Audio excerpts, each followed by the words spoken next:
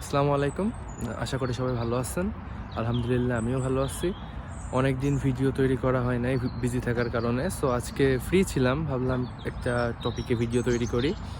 So এখানে আসার পর যে জিনিসটা আমি সবথেকে বেশি ফিল করছি সেটা হচ্ছে কমিউনিকেশন স্কিলস।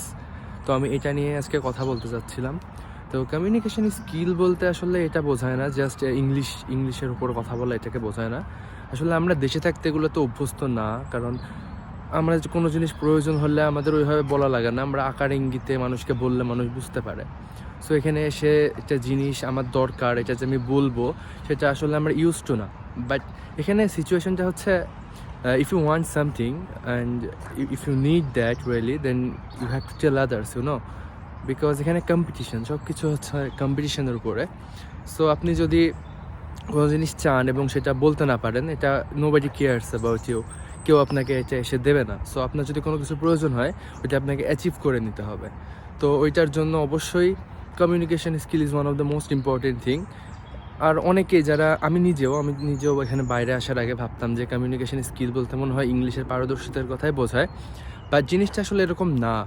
কারণ ইংলিশে যদি কেউ কিছু নাও পারে, তো একটা ফরেন ইংলিশ বেসড কান্ট্রিতে থাকলে সে 3-4-5 মাস বা 1 ইয়ার থাকলে মিনিমাম সে ইংলিশ ভালোভাবে বুঝতে পারে, এবং ইংলিশেতে পারদর্শিতা এমনি হচ্ছে বেড়ে যায়। এটা হচ্ছে এক্সপিরিয়েন্সের উপর।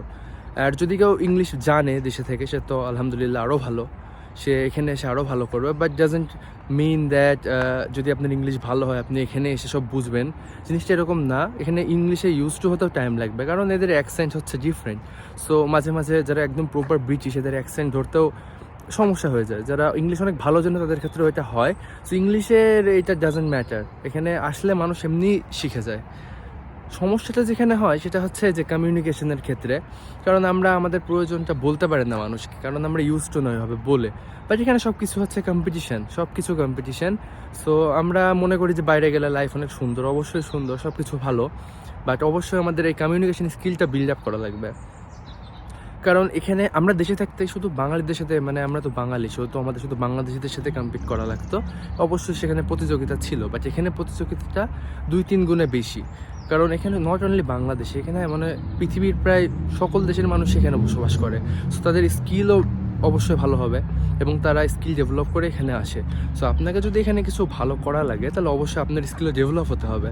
সো এটার জন্য হলেও সকল কিছু, মানে মানুষ যেটা এখানে এসে করার চেষ্টা করে সেটা যদি দেশ থেকে করে আসে, যেমন স্কিল ডেভেলপ করা, বিভিন্ন স্কিল, তো এখানে স্কিলের ভ্যালু অনেক বেশি। আপনার যদি কোনো পরিচয় নাও থাকে, বাট আপনার যদি স্কিল থাকে, তো আপনি যে কোনো ক্ষেত্রেই ভালোভাবে সেখানে আপনি ভালো কিছু করতে পারবেন। বাট উইদাউট স্কিল এখানে আপনার কোনো ভ্যালুই নাই, কারণ এখানে it's all about competition. So if you have the mentality to compete with others, then you can survive here, otherwise it's not for you. The simple thing is like that. So আমার মনে হলো যে কথাগুলো share করা উচিত, যারা ফিউচারে আসবে বা ফিউচারে আসতে চায় তাদের ক্ষেত্রে আশা করি হেল্পফুল হবে। তো আমার এই নিজের এক্সপিরিয়েন্সে 5-6 মাসে যেটা আমি বুঝলাম, তো এটা থেকে আমার ভিডিওগুলো শেয়ার করা। আর এক্সপিরিয়েন্স বা স্কিল, সত্যি কথা বলতে আমারও অত বেশি ছিল না, বাট এখানে এসে থেকে শেখা, বা আমরা তো ইউজ টু না ওইভাবে, বাট এখানে আসলে মানুষ এমনি শিখে যাবে, কারণ থেকে তো শেখাই লাগবে না, না শিখলে তো এখানে সার্ভাইভ করা tough. So it's all about that. So thank you so much. আমার এটাই বলার ছিল আজকে। সো আশা করি ইন ফিউচার অন্য কোনো ভিডিওর টপিক নিয়ে আবার ব্যাক করবো। আল্লাহ হাফেজ।